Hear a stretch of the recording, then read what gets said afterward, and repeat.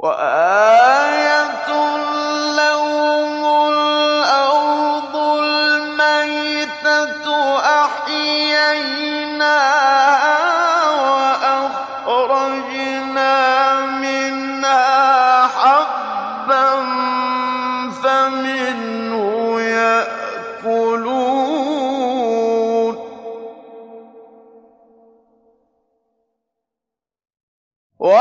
وجعلنا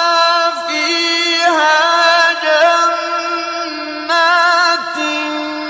من نخيل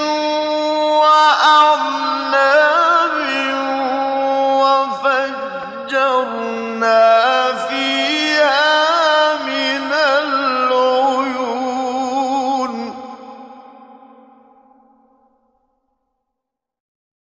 ليأكلوا من ثمره